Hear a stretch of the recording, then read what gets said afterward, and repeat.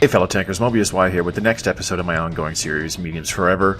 Here in episode 11, we're finishing off the Chinese line with a review on the tier 10 medium tank, the 121. Now before I continue any further, I would like to address that I did make an error in my previous video about the Wheezy 120. The top gun on the Wheezy 120 is actually the same top gun that you get on the tier 10 heavy tank, the 113.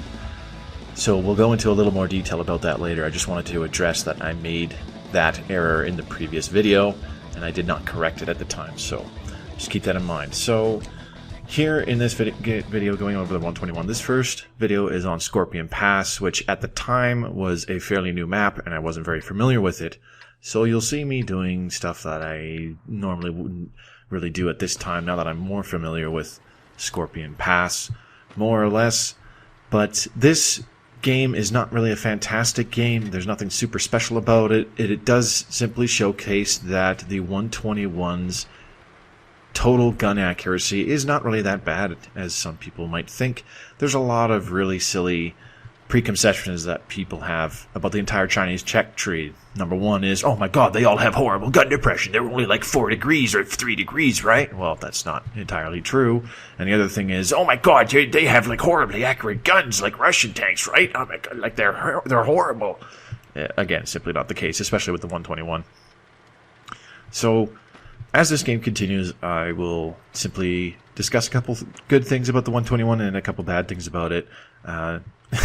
One of the bad things about the 121 on the console version, it does have bad gun depression. It only has, I believe, 3 degrees. It might be 3.5, but it feels like 3 degrees, similar to the previous two tanks, the Tier 8 T-34-2 and the Tier 9 Wheezy 120. So by the time you get to the 121 at Tier 10, if you've gone down the mediums for this tank, you should be used to 3 degrees of gun depression.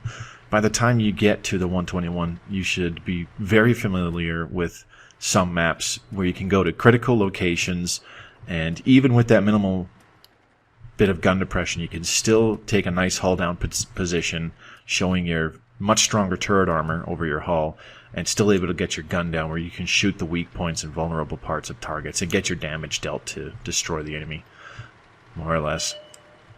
That's basically the number one downside to the 121. The second thing about the 121, the hull armor from the front is not that great.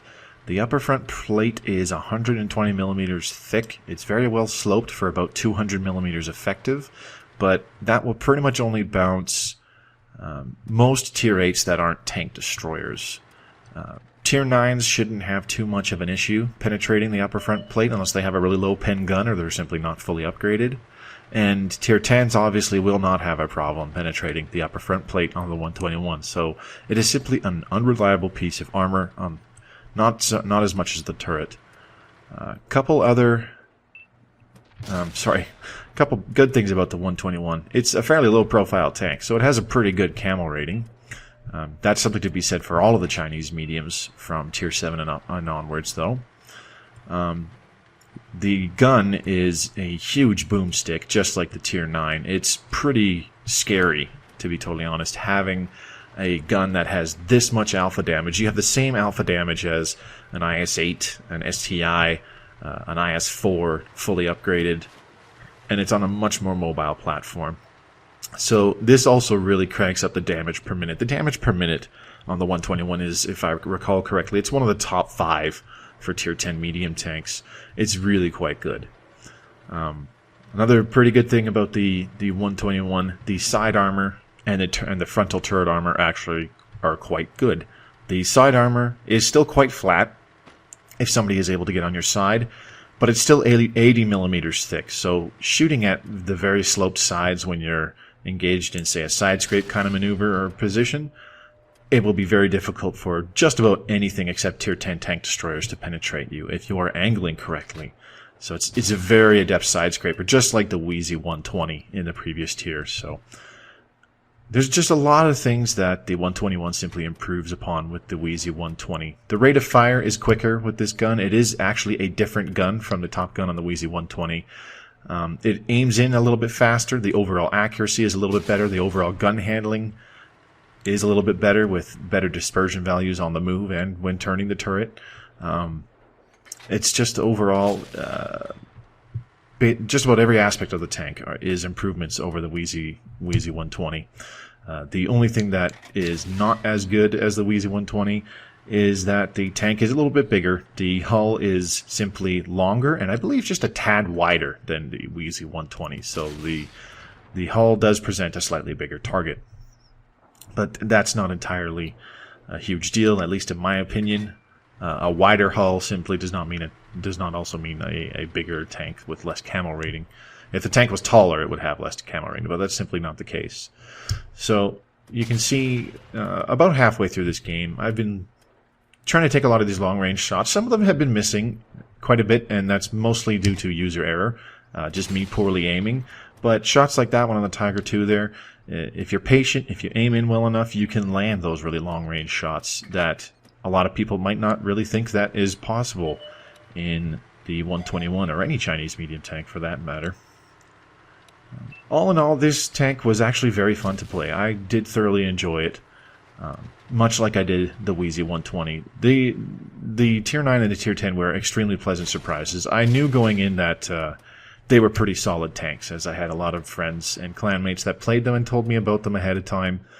And going in, I wasn't really expecting miracles. I wasn't expecting something as amazing as, say, an STB-1 or Object 140. But I did have pretty decent hopes for these two tanks, that they would be a pretty decent experience, and they were actually much more enjoyable to play than I expected, to be totally honest. So, to answer the age-old question, is the 121 worth grinding for? Well, yes and no. We'll get into a little bit later why I say no, but all in all, 121, it is definitely worth grinding for if you really want to try something. If you really want to try something different, a different kind of medium tank with a much higher alpha gun and good overall mobility and various other medium tank aspects that make a medium tank, except you have this really big boomstick that can really catch a lot of people off guard when you suddenly slap them and high roll, and next thing you know, you've just dealt 500 damage to them in one shot with a high roll. That can really catch people off guard, and they really think twice when you just smack them for as hard as an IS-4 would. It's actually a pretty enjoyable experience, to be totally honest. So, closing off this game here, I had the hit points. I knew I could just push in on this Type 61. While the Type 61 did have a better rate of fire than I did, I still had the higher alpha damage. A really poorly aimed auto-lock shot there. He should have been dead, to be totally honest, but a Conqueror, piloted by Beef McLargebig, is able to finish him off. Now here's a crazy long-range shot, not even fully aimed in, but pretty damn close, still able to nail that T-71.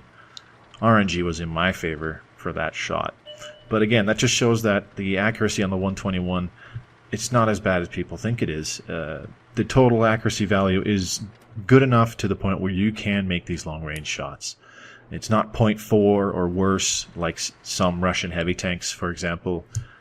It's not like an IS-3's gun where fully aimed in, you'll have quite a bit of difficulty hitting a target from 300 meters even. It's not like that whatsoever. The 121's gun is adequate enough. You can get your shots where you need to, so long as you have the right equipment and crew skills set up. The aim time isn't too atrocious, and the damage and penetration are high enough where if you know where to shoot the tanks, you will do your damage. And you can rack that damage up very quickly with this 440 alpha damage boomstick. Just like in the Wheezy 120, it's very easy to get it to have a decent game in the 121 so long as you keep your tank alive, make your shots count, you can really rack up the damage. So the enemy FU-4202 gets taken out, and that is the first game that I'm going to showcase in this review, finishing off with a victory and surviving to the end. For once. So we managed to finish off there with 3,400 damage dealt, a lot of that done at longer ranges that would not normally be ideal for a tank with an accuracy rating of the 121s. Not that it's a horrible accuracy rating, as I said, but it's not fantastic either. It's more around the average kind of setting. So with that first game done going in, let's take a look at the overall base statistics of the 121 Tier 10 Chinese medium tank. So taking a look at the package here, you can see that the gun module is slightly different from the top gun on the Wheezy 120. It's the 122mm 60-122 TG. If I recall correctly, the Wheezy 120's top gun is the 60-122T. So that is why the 121's gun has slightly better overall statistics and handling than the Wheezy 120. You get a rate of fire of 6.25, so right off the bat you have a higher rate of fire than the Wheezy 120, loading to better DPM as well.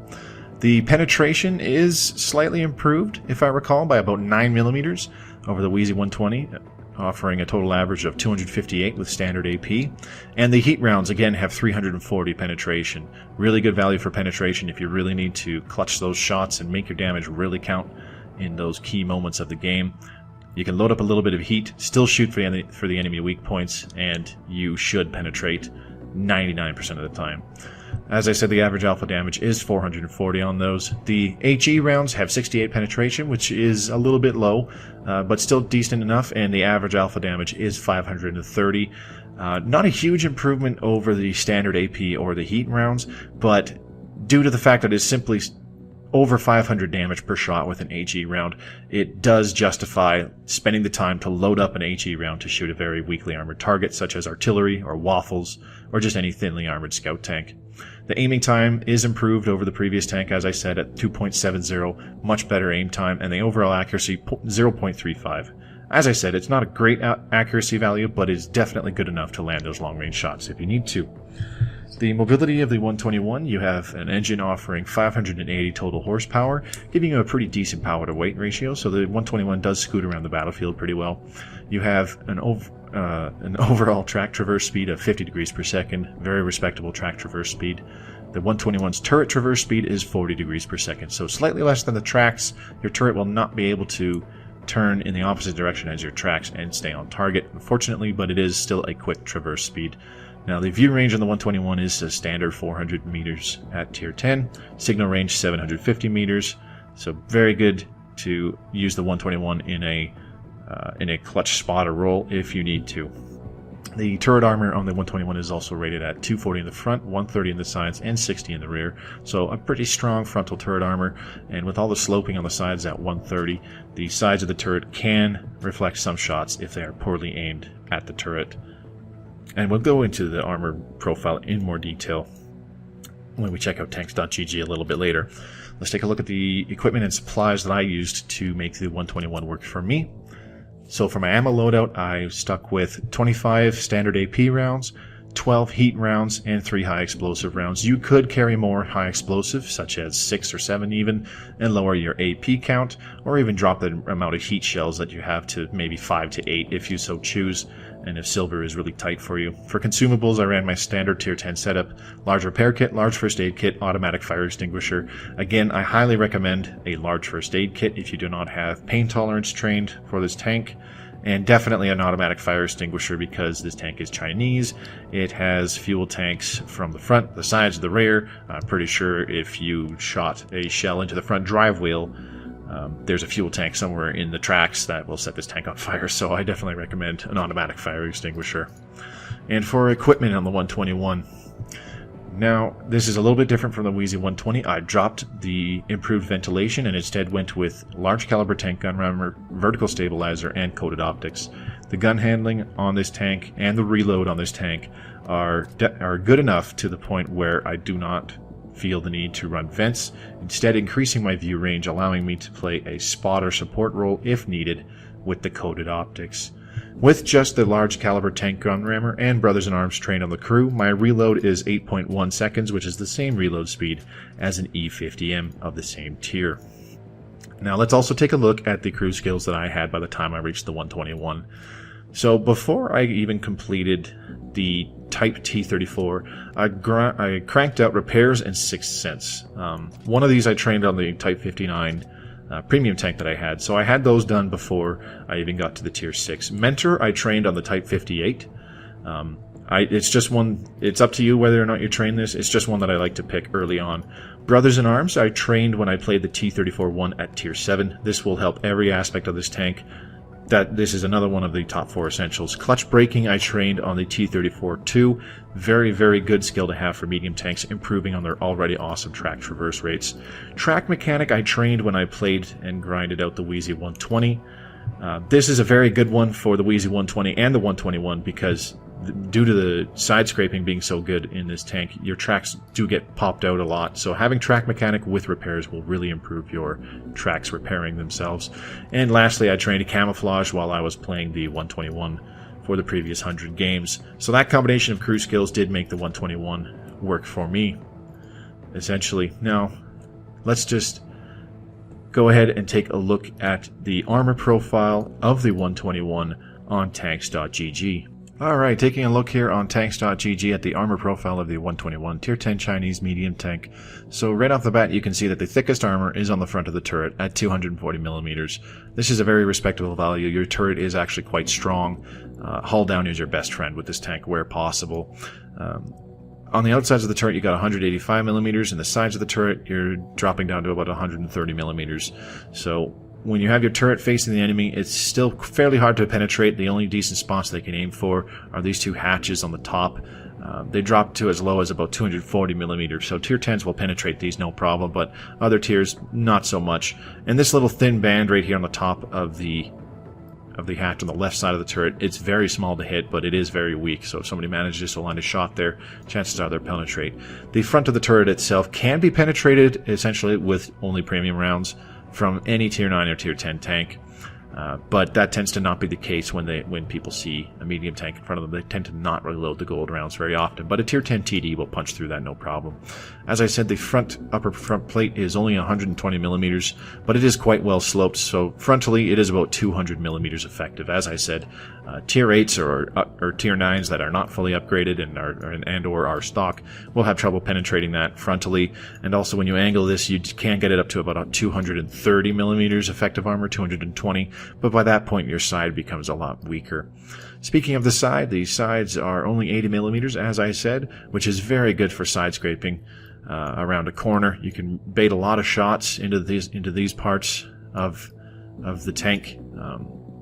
Lower pen guns will have a hell of a time penetrating you there, or they'll simply shoot you in your tracks where it gets absorbed.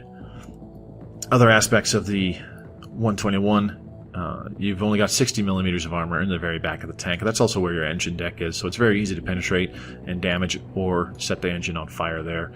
And that's pretty much it for the armor profile of the 121. So let's go back to the soft stats and the gun constraints.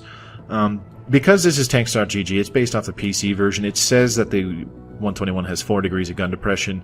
I'm quite certain that it had a half a degree buff, at least a half a degree, or even a full degree buff on the PC version. So we actually only have 3, maybe 3.5 degrees of gun depression on the console version.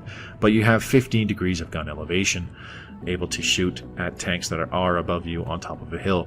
As I said, the DPM of the tank is quite good at a base amount of 2,867, with simply a gun rammer for equipment and Brothers in Arms train on the crew. You're looking at over 3250 overall DPM. Very, very impressive DPM value, considering that the rate of fire on this tank is not very good, but the higher alpha definitely helps with that.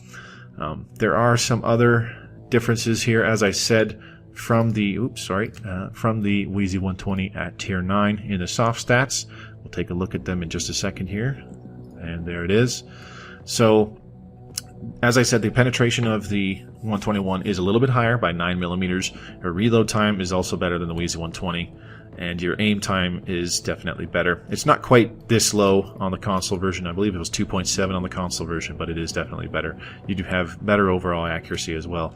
And the dispersion while moving or traversing the turret and or tank is just a tad better than the Wheezy 120, so you'll find that the gun performs more consistently. The overall horsepower is a little bit less than the Wheezy 120 fully upgraded, and the power to weight ratio is a little bit less, but it's good enough where you can boot around pretty good. The tank traverses a little bit faster than the Wheezy 120, and the soft stats on all types of terrain are a little bit better than the Wheezy 120 as well. So you'll find that it will still feel a little bit more maneuverable, even with the lower power to weight ratio. So that's an in-depth look at the Chinese 121 on tanks.gg. Let's go ahead and take a look at photos from watinfo.net for module and crew locations. So taking a look here at the images from worldoftanksinfo.net, as we can see, the driver is in the front of the tank, again on the left-hand side, and since that upper front plate and lower front plate are generally weak points, he can get knocked out pretty easily. That's why I recommend a large repair kit and or training pain tolerance on your crew. And of course the fuel tanks are directly opposite him, so that is why I recommend an automatic fire extinguisher. The left side of the tank, you've got fuel tanks in the front as well, just behind the drive wheel. As I joked about earlier, the ammo rack is just behind that, very vulnerable to side shots. In the hull, just beneath the turret. And then you've got engine deck in the very back of the hull as well. Easy for that to get damaged if somebody gets side shots into the rear parts of your tank. The gunner sits in front of the commander's hatch, basically where that star emblem is on the turret, so if you manage to get a shot on the side of the turret there, taking out the gunner can really cripple the gun handling on this tank. And the commander, of course, sits within the commander's hatch, and underneath it. A good shot there will cripple the overall performance of the tank altogether. Very back of the tank, the radio covers a very large portion of the back of the turret, and it's also a very big weak point in the back of the turret if you manage to get a shot there. So you plant a shot there, the radio gets damaged, not a big deal, but you got your damage in. A much better shot to place though would be in the very rear of the hull, where the engine deck is, very likely to damage and or set the engine on fire, possibly even destroy the engine and make this tank immobile as you are shooting at it for just a few seconds. On the right side of the tank, you can see ammo rack in the back of the turret on the right-hand side, just behind the loader. So a shot anywhere there in the sides or rear of the turret, near the back of the right side of the turret, will either knock out the loader or could damage the ammo rack and really cripple the reload speed of the Chinese 121. Again, in the back of the hull, you've got more engine deck, easy to damage or knock out from side shots. In front of that, you have ammo rack, very vulnerable from side shots as usual, and in the very front of the tank behind the drive wheel on the right hand side you have more ammo rack, very vulnerable. So it's important that you knock down your side scraping from the previous tank to really make the 121 work for you, especially when you're taking a corner. Now before we get into the second game, we're going to go over the overall grind of the Chinese medium tanks. So taking a look at the tech tree, the first 4 tanks in the Chinese tech tree, you will only have to play them once. The first 3 in particular actually have really good gun depression values and tend to have slightly higher caliber guns with decent alpha, but they still shoot fairly quickly with poor overall accuracy, if I recall correctly. The NC-31, the VAE Type B, and the Chiha, if I recall right, they all have that kind of aspect about them. The M5A1 Stuart is a pretty competent Tier 4 scout tank. Again, it sports surprisingly good gun depression, and it has a very fast-firing cannon that can really dish out some damage very quickly if this tank is left unchecked on the battlefield. Now, at Tier 5, we get Tier 5, we get to the Type T-34, the first real medium tank of the line. This one is a real gem to play. I bought it back to play some Tier 5 with a friend who was grinding Tier 5. Pushed for 3 marks on it. Haven't quite done that yet, but we'll see what happens. Fully upgraded, this tank is an absolute monster of Tier 5, especially for those who are experienced with medium tanks. You know when you want to reposition, when you want to flank, and where to shoot the enemy tanks. Really high DPM, really fast-firing gun that doesn't handle that well. Pretty interesting armor layout, which can cause some troll bounces as well. Tier 6, you get the Type 58. This is the tank that you need to elite if you wish to go down either the medium or the heavy tank line. The Type 58 is like the Type T-34, very enjoyable to play, I found, very mobile. The gun isn't as fast-firing as on the Type T-34, but it still shoots pretty quickly. You're able to rack up a pretty good amount of damage. You basically wind up playing it almost identical to the Type T-34, except you're a tier higher, so you need to know which tanks are easier to flank, which tanks, and where to shoot the new tanks that you'll face. At Tier 7, we've got the T-34-1. This tank actually really surprised me. I had mixed feedback on this tank. Some people liked it, some people hated it. I found out that it was actually quite enjoyable. The top gun that it gets with its really good penetration and pretty decent high alpha damage for a Tier 7 medium tank, it was overall just a very enjoyable tank to play. After getting 6, 7, 8 penetrating hits for full damage, you're racking up anywhere between 1,500 to 2,000 damage very easily in a Tier 7 game. Just a very competent medium tank to play with a strong frontal turret profile that really helped you adapt to start getting used to low gun depression. Now, at Tier 8, we've got the T-34-2. I consider this one the runt of the litter. I hated playing this thing. And when I hate playing a tank, it makes me not want to play the damn game altogether. Overall, I think this tank is just crap. That's just my opinion. Others might disagree. Mixed opinions on this tank from others as well. Some people liked it, some people hated it. Personally, I hated it. Its weaknesses vastly outweigh its strengths, in my personal opinion.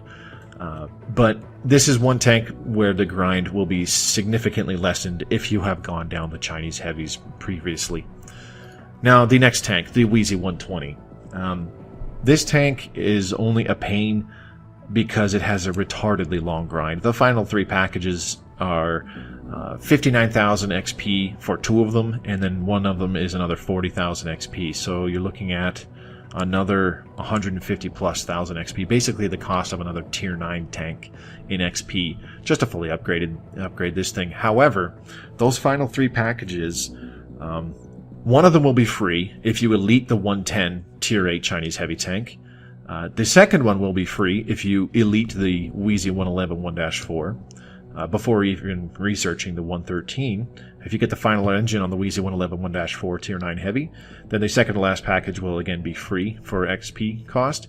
And the third package, the final gun, should be free if you research the 113 Tier 10 Heavy tank. So a large reason why people suggest doing the Chinese heavies first out of all the Chinese tanks is because it makes the grind on this tank in particular a hell of a lot easier.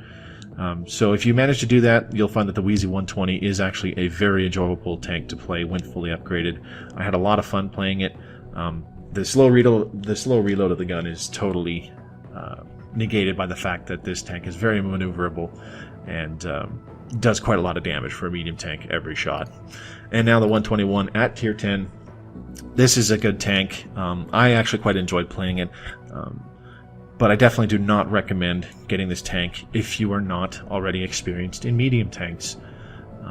Simply put, if you do get to the 121 by playing through the medium tanks, you should become very familiar with certain locations on maps where you can actually go hull down with lower profile tanks and can still work your gun depression even with 3 degrees. So you'll gain very good map knowledge by playing these tanks, and in all honesty, it's just something different to really try out. But as I said, if you're looking for one of your first 3 or 4 Tier 10 medium tanks to grind for, I do not recommend doing it in the 121, as it's very gimmicky to play in certain aspects. So it can be a serious frustration for those who are not as experienced in medium tanks as people like myself. So enough about that. Let's jump into some more gameplay. I've got a game here on Ruinberg Winter. This one I am not solo this time. I am platooned with fellow clanmates. I believe they are Quevelin and the Cookie Monster, fellow immortals, simply with different clan tags due to the WCL tournament going on, requiring people of different teams to have different clan tags. So we're all playing 10s. Quevelin is in his disgusting Waffle E100, and Cookie Monster is in his FV215B Tier 10 British heavy tank. So right away, to communicate to both my platoon and my team, I ping exactly where I'm going. The usual corner that I go to in Echo 1 on Ruinberg is an extremely effective position to take with something like the 121, where if somebody overcommits around the corner and shows, say, a drive wheel, or even better, weak side armor, you could just plant a nice shot for over 400 damage into their weak point, possibly take out a module and or a crew member, but more importantly, get your damage in. It's just a really good forward aggressive position to take. So knowing that Quevelin and Cookie Monster were there to back me up also did give me some confidence. If somebody got extremely aggressive on me, trying to take me out, I knew that Quevelin would be there to plant several shots of them and just erase them from the game altogether. And Cookie would also be there as a presence to try and intimidate people to prevent them from just pushing in on me altogether. So taking this forward position, we shot on the move at the VK Bravo, also bounced a shot from the Leopard 1, who shot us, looks like right in the turret. So the turret armor doing its job there, bouncing the Leopard 1 shell. So we're just poking out, getting some spots from this angle here. I'm not getting too cheeky trying to pop a shot at this Leopard 1. I didn't know what else was on that corner, and I knew the VK Bravo was coming, so I didn't want to overcommit around that corner and wind up losing a good portion of health because of it. So just trying to peek around corners, figure out where people are.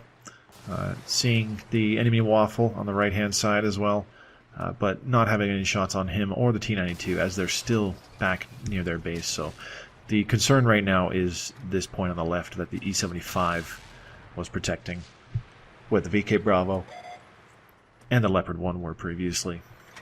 There was another heavy tank spotted there. Wasn't quite able to get a good look at it. Not yet anyways, and planting a nice shot in the Leopard 1.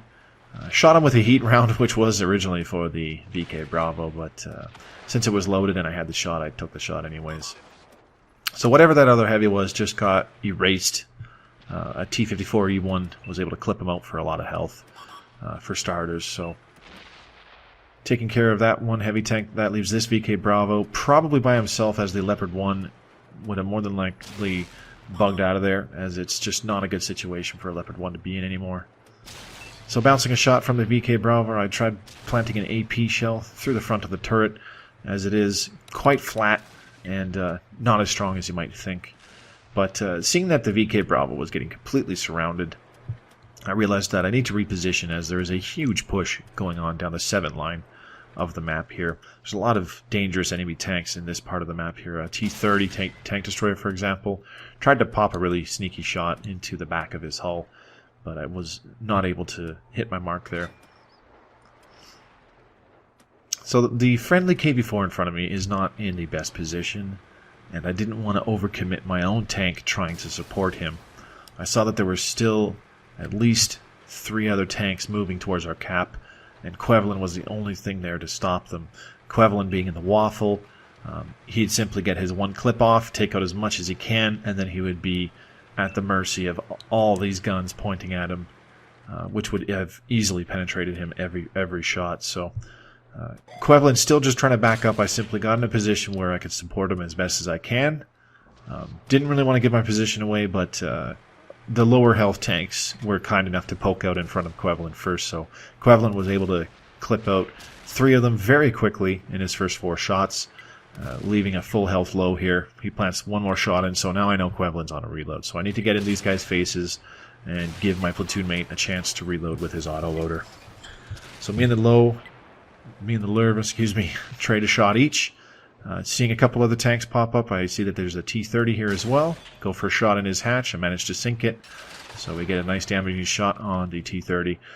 Lurva busts his shot into my tracks, dealing no damage to me, so I simply intimidated him with my big boomstick. He backs off, and I plant another one into the hatch of the T-30. T-30 finally takes his shot, taking off a big chunk of my health, and I'm able to respond in kind once more into his tracks, trying to track him and hold him steady there.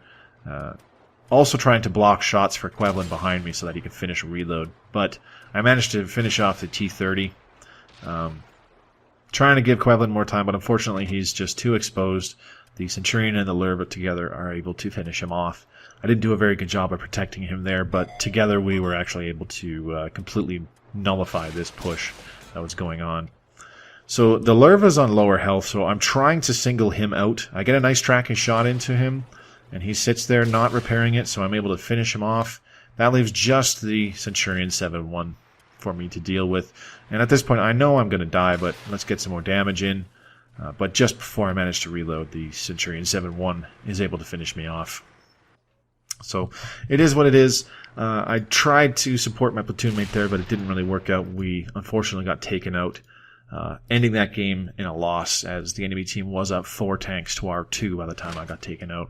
Still racked up 3149 total damage, getting 8 penetrating hits and 880 damage blocked. Quevelin also getting 3,300 damage, Cookie Monster 2,300 damage, so pretty decent performance by our platoon. Unfortunately just not good enough to eke out the win. So that's essentially a look at the 121, ladies and gentlemen. Tier 10 Chinese medium tank.